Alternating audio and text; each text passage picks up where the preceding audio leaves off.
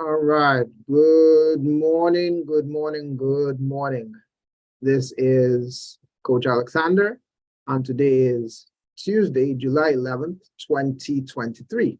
And we are here for our Mastermind Mastery Meeting. Today's topic is the power of small gestures. And we shall cover 20 seemingly insignificant things that make people instantly like you.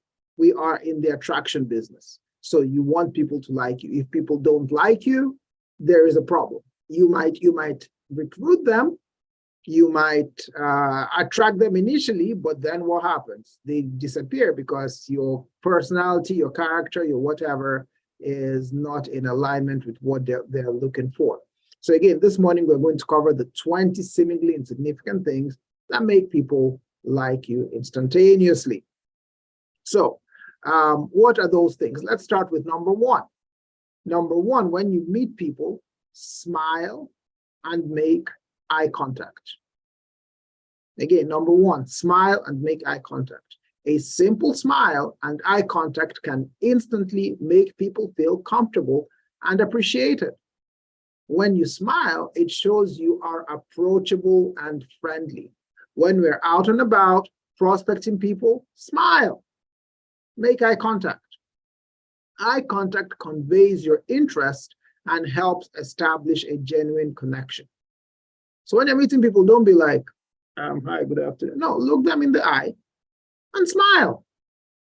So that's number one. What's number two? Use open and positive body language. What does that mean exactly? If you're sitting, sit upright. If you are standing, stand upright with an open posture.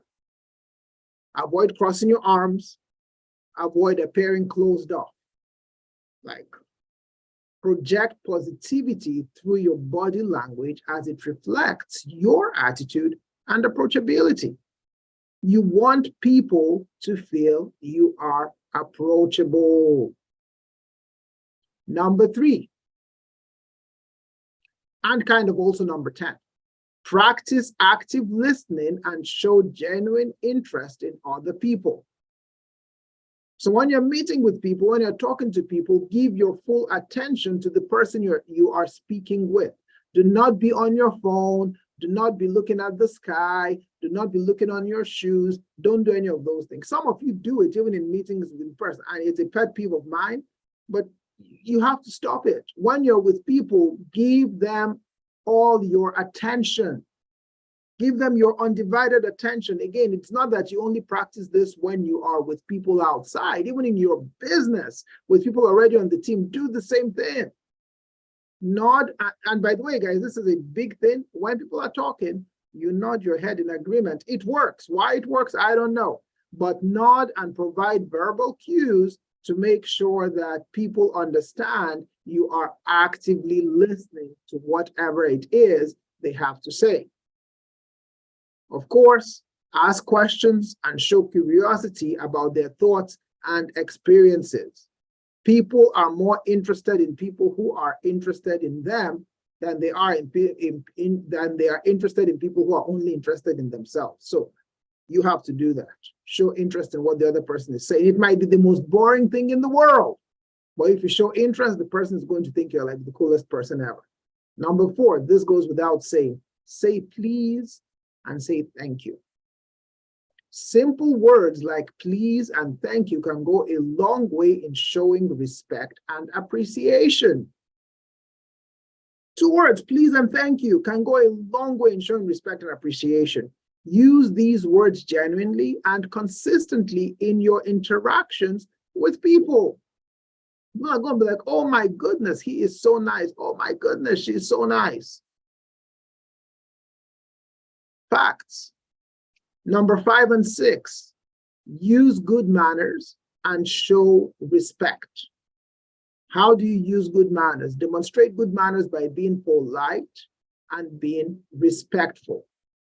If you don't know what it means to be polite or what it means to being respectful, you need to go back to first grade or something where they teach people basic manners. Treat others with kindness and consideration, regardless of their status or background. Maybe you're at a restaurant and you have a server. Talk to the server with respect. Talk to the server nicely. I'm not saying go there and give them a monumental tip. Yes, that's good too. But you show, like for me, for example, even homeless people, people who are destitute, when they talk to you and say, do you have $1? I'm like, I'm sorry, brother, I don't. Or what if I have, I give. If I have, I don't usually carry cash. But if I do, I'll treat those people with respect. They are human beings. And the reason you want to be respectful to people, the reason you want to treat people with kindness and consideration, irrespective of their status or background, is because there are a lot of people who are, and I'll use a term so sociologists probably use, are invisible people. They are invisible, which is people don't even know they exist. Why? Because they're probably living average and ordinary lives, doing average and ordinary things. Like, for example, how many of you know the, I don't know, the guy who, if you live in a neighborhood where there are street cleaners, how many of you know the street cleaner by name? Those of you who come to buildings, how many of you know the people, for example, who take out the trash at night?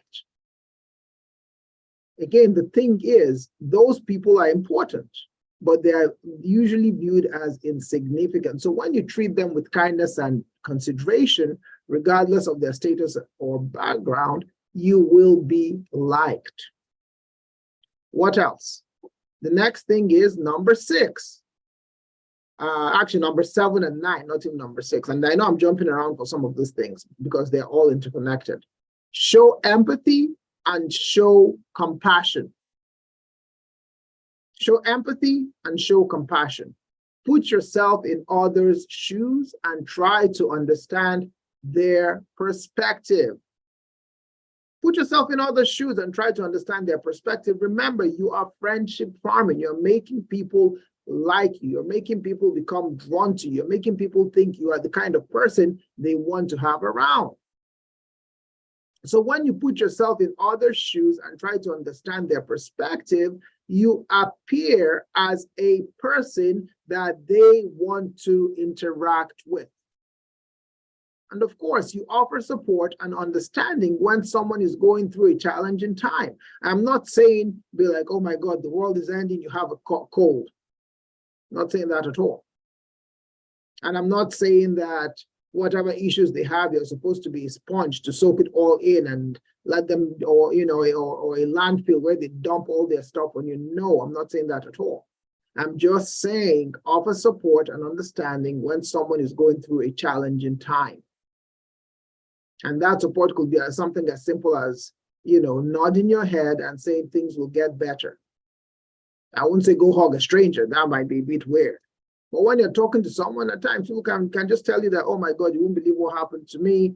I've been in this line. Let me give you a very simple example. And again, this is all about friendship farming. Let's say you go to the supermarket. You go to the store. You are in line. Somebody is in line ahead of you. Somebody is in line behind you. You decide you're going to prospect that person. You start by asking a question. Why do you ask a question? Because you want the person to respond with something other than, and by the way, you don't ask a yes or no question. You ask a question that they have to answer. So for example, where did you get that scarf? It looks so amazing. Oh, I got it at Dwayne Reed, or I got it at Macy's, or I got it at Neiman Marcus. Wow. I go to that store all the time, and they don't seem to ever have anything I like. How did you get so lucky to get such a scarf? You won't believe what happened to me. I hurt myself at the job, and I had to blah, blah, blah, blah, blah, blah, blah, whatever the story is, and I ended up at Macy's. They've just told you how they ended up at Macy's, but they've added something personal and challenging. So what do? Wow, that's really tough. You had an accident at the job. What do? That's terrible. I hope you're feeling much better. Yeah, I am. Thank you so much. It was just a very tough day. Or maybe the person said I had to go there to get his car for my boss to give as a gift. I don't know, whatever. But the point is, you're offering support and understanding for whatever they're going through. When you do that, people like you. Number 8, listen without judgment. Sounds very simple, but for many people, it's very hard to do. Listen without judgment. Practice non-judgmental listening, where you withhold what?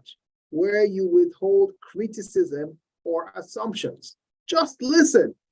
I mean, I know I've prospected people, for example, where they tell me the craziest things. And in my mind, I'm like, what the actual living, breathing hell is this person talking about?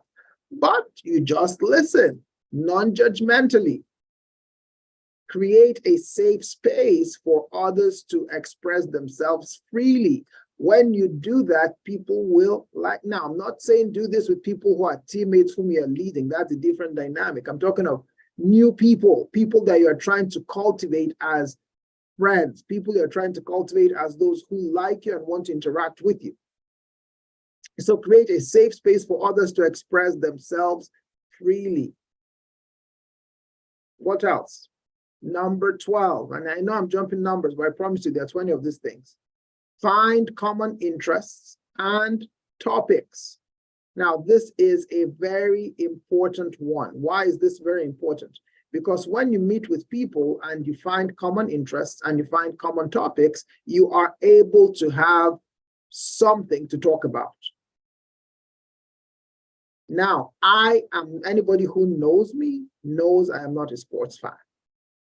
I'm not like, oh my God, it's football, Monday night football. I need to go watch the game. Oh my God, it's the Final Four. Who is playing?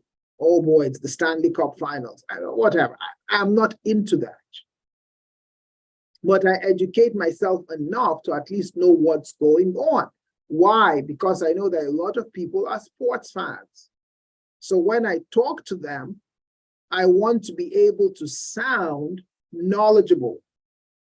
When I talk to them, I want to be able to sound knowledgeable because we have a perceived interest in, for example, that sport.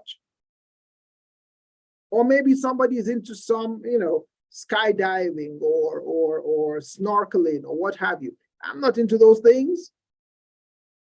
But as a professional friendship farmer, when I say professional friendship farmer, my business involves me talking to people. I learn about those things so that I can sound knowledgeable enough to be dangerous, for lack of a better term. So you have to be able to look for shared hobbies, interests, or experiences. If it's something you're really into, absolutely, yes, fantastic. But even if it's not something you're into, learn enough about things so that when you do share, it sounds like, or when you do share, or when they share with you the information, it sounds like you actually know what you're talking about. Now, when you engage in conversations that focus on those commonalities, creating a sense of connection is the easiest thing in the world. That's why in some ways, I am jealous of women in this business who have kids. Why? Because the market obviously involves people who have children. The right market, when you talk of macho, M stands for married or domestic partner. A is age 25 to 55. C is children under 16. If you are a parent with a young child, you are in the winning zone because you can talk to any mother or father with a child. And it's the simplest conversation. I mean, my son is 21. But I still remember when he was a baby, I can still speak about those experiences. So you're a parent, you can literally see a parent, hey, question, that stroller, where did you get it? Hey, those shoes, where did you get them? Hey, that hat for your baby, or for your infant, or for your pre-adolescent child, or your teenager, where did you get it? Hey, question, summer programs. How old's your son? He's 12. Really? I have a son who's about the same age. Mine is actually going to be 13 in a month. Question, I know it's the summer. What do you do to keep them busy? What parent do you know who will not want to share? oh man, it's so hard these days, blah, blah, blah, blah, blah. There's this summer camp, this, that, the other, the third, and the fourth, blah, blah, blah, blah, blah. That's amazing. How does your son like it?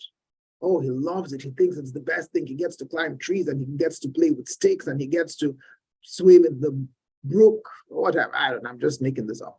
But the point is that conversation will flow because that's a commonality.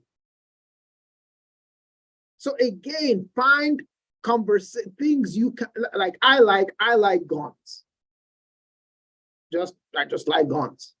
I can speak about guns with people. I'm not going to go up to strangers and start talking about guns, but I'm able to talk to people who are, for example, in law enforcement about weaponry, because at least I know what I'm saying. So again, find areas of common interest, find common topics, and engage in conversations about those things. Please understand, I am not saying the goal is to immediately say, let me get your number. No, you have to be smooth about the whole thing. You talk to the person, depending on the circumstances, you want to friendship farm the person, and at the end of the conversation, hey, let me have your number. By the way, there's something I think that might be of interest to you. Really, what is it? Well, my company is looking. I don't know if it's for you, but it may be of interest, or you might know someone. Really, yeah. Here's my number. Simple. Why? Because you are now friends. I remember 2 or 3 weeks ago on the trade, sat next to a guy. I tried to shake him, hi, hello question. The guy was like, and so I praised him.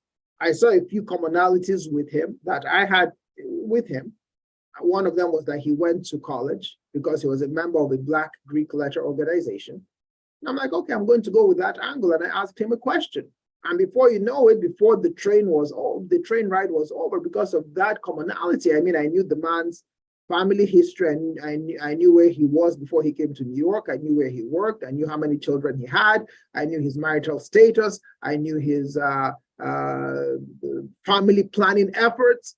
I mean, I knew all those things because, again, shared conversations. At the end of it, getting his number was a no-brainer. So again, that's how you do it. That's what's essential. Now, number 13. Be true to yourself and your values. You have to be true to yourself and your values. Be an interested person in other people, but be true to yourself and your values. There are some things I'm not going to compromise. If, for example, I remember I was talking to some people one day and they started saying some crazy things, and I was like, no, you're absolutely wrong, because what they said went against my values. So authenticity is key to building genuine relationships. You have to stay true to your beliefs and values as people appreciate sincerity. And by the way, that thing I spoke to them about, those people, they were talking about they some weird religious cult kind of thing. They were just sharing some very interesting spiritual beliefs that just didn't make sense to me. And I'm not going to compromise on my spiritual beliefs, obviously. But again, that's an extreme. Other things, if I don't care, I don't care. If you're a Republican or a Democrat, I don't care. There is no compromise there. Be whatever you like. Gay or straight, don't care either. Tall or short, don't care. Skinny or fat, I don't care. Light or dark, I don't care. Black or white, I don't care. Those things don't matter. Those are not values that compromise my beliefs. But if you're like, yes, I want to murder people, yeah, it compromises my beliefs. I'm not going to be engaged in a discussion with you on that. If your thing is I worship Satan, yeah, that compromises my beliefs. I'm not going to, sign up to I'm not going to co-sign on that. Things like that. So again, be authentic and stay true to your beliefs. You are in business, so again, when it comes to politics and social issues, my suggestion is keep your opinions to yourself. Whatever you believe in, keep it to yourself. You vote Democrat every year, God bless you, keep it to yourself. You vote Republican every year, God bless you, keep it to yourself. You believe Donald Trump is the devil, God bless you, keep it to yourself. You believe Donald Trump is the angel incarnate, God bless you, keep it to yourself. You believe Joe Biden is the best president ever, God bless you, keep it to yourself. You believe he's the worst ever, keep it to yourself. Point is, things like politics, things like religion, things like gender and sexual identity, keep it to yourself. You don't need to bring anything that is going to be divisive, but still stay true to your beliefs and values when it comes to what you're trying to accomplish. So in other words, if you meet someone and let's say you are anti child beating, and I mean punishing children, I don't mean go and beat kids. Let's say you're anti-child beating. That you can talk about to a parent. If you're a parent, you can say, yes, I whoop my child when he misbehaves. That's a belief you can share. That's fine. If you're anti that, you can say, when I was raising my son, I didn't beat him. I only spoke to him. That's a belief you can share. But again, that's not an extremist belief, I don't think. What else? Be honest and sincere in your interactions. Avoid exaggerations or misleading statements. You don't have to prove anything to anybody. So when you're interacting with people, you don't need to exaggerate or mislead them. Be true to yourself. For example, when it comes to the business, if you are not where you want to be, talk about where you're going.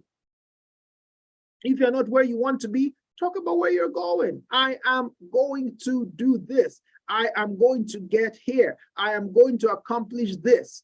That's fine. That's perfectly okay. You don't have to say, yes, I make $10 million a month when you don't. I remember once upon a time in this business, I recruited this man and then I recruited his son. I recruited the son and I recruited the man. The man said, okay, we're going to go train with my cousins, but they're well up. So I want you to say, I make $10,000 a month. My son makes $20,000. I'm like, why do we need to do all that? And the crazy thing is when I went on that appointment, that's the only appointment I've ever been on where the people we were training with actually said, I would love to do business with you, but I don't want my cousin and his father here. And I came back and I did the business and they were not there. It's a very interesting situation.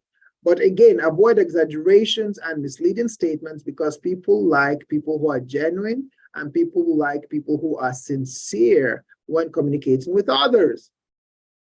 What else? Keep your promises and commitments. If you make a promise, follow through on it. If you make a promise, follow through on it. It doesn't take anything to follow through on your word. When you show others that you're reliable and dependable, what happens? People know they can count on you. People are like, this is a stand-up guy, this is a stand-up girl, I can count on this person. That's important. So you have to show others you are dependable and reliable. What else? Number 17, be punctual and be dependable. Kind of ties into number 16 and 18, but be punctual and dependable. Dependable is extremely important. Respect others' time by being punctual for appointments and meetings. It might, and what do I mean by that? So, for example, when you're friendship farming, it's not just about you saying, come listen to what I do. Many times people invite me to their things. Like, hey, listen, I happen to have an event at this time at this place. Can you make it? Sure. Why not? And I will show up punctually and I will do what I need to do as efficiently as possible. Why? Because I want to show those people that I can be relied upon to fulfill my responsibilities to the relationship that we're building. Number 19, have a positive attitude and have a positive outlook. Cultivate a positive mindset and outlook on life.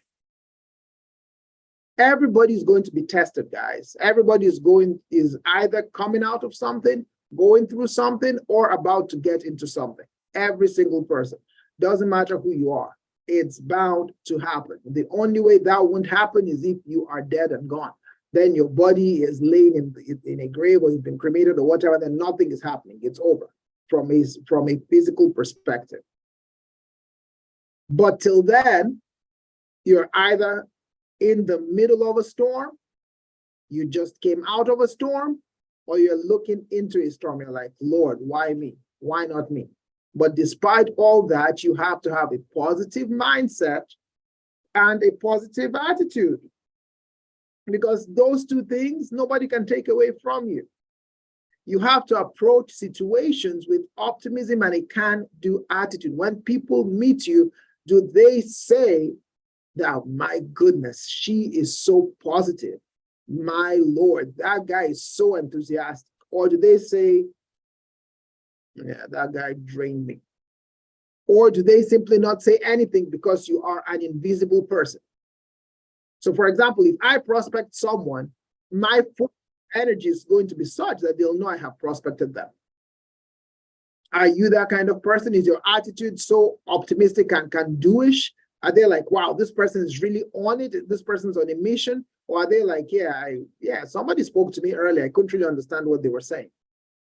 Is that you? Because I see some of you, for example, you come to people, you're not going like it's a mission. You have to be on a mission. You have to have that can-do attitude. Number 20, express gratitude and appreciation. Have an attitude of gratitude. You must always have an attitude of gratitude. Show gratitude for the kindness and support you receive from people. Maybe somebody opened a door for you. Maybe somebody picked up your, something fell and somebody picked it up. I don't know, could be anything, but you have to show gratitude for the kindness and support you receive. It's important. Express appreciation for others, because when others are going out of their way to help you, even if it's a minor thing, you showing appreciation matters. It's like I was reading a book by, I think, Coach Wooden, one of the best coaches in basketball history, coached UCLA to, I think, 9 or 10 titles. And he was talking about somebody on his team who was a showboat or something. Person wanted to get the ball and always throw the ball and try to get the basket. And to cut a long story short, Coach Wooden told him that, listen, why don't you pass the ball to somebody who is also in position to get the basket, because to make the shot, because at times you're not the best in the best position. And he was like, well, if I do, I won't be the star. And Coach Wooden said, you would be the star because the person is going to acknowledge it. And he said, how? He said, try it. And the guy, sure enough, tried it. And every time he tried it, the other player acknowledged him passing the ball. They showed appreciation. So again, express appreciation for others' contributions and efforts. I mean, it's you know, the whole thing here, guys, is you've got what it takes to be the best people magnet ever. Every single person does, but we just need to understand how to make these things work. So let me quickly recap the 20, and this time I'll actually, instead of being all over the place, I'll just go step by step. So if you can write this down, write this down. If you can't write it down, such is life. Number 1, smile and make eye contact. Number 2, use open and positive body language. Number 3, practice active listening and show genuine interest. Number 4, say please and thank you. Number 5, use good manners and show respect. Number 6, be courteous and considerate. Number 7, show empathy and compassion. Number 8, listen without judgment. Number 9, offer support and understanding. Number 10, ask questions and show curiosity. Number 11, listen actively and engage in meaningful discussions. Number 12, find common interest and topics. Number 13, be true to yourself and your values. Number 14, be honest and sincere in your interactions. Number 15, avoid pretense and be genuine. Number 16, keep your promises and commitments. Number 17, be punctual and dependable. Number 18, follow through on your actions. Number 19, have a positive attitude and outlook. And number 20, have an attitude of gratitude and appreciation. Remember, these seemingly small gestures can have a significant impact on how others perceive you and can help you build meaningful connections that will lead to lifelong business partnerships. Okay, everybody, so that's it for me this morning. God bless America. God bless Team Alpha. And of course, God bless you. Thank you very much.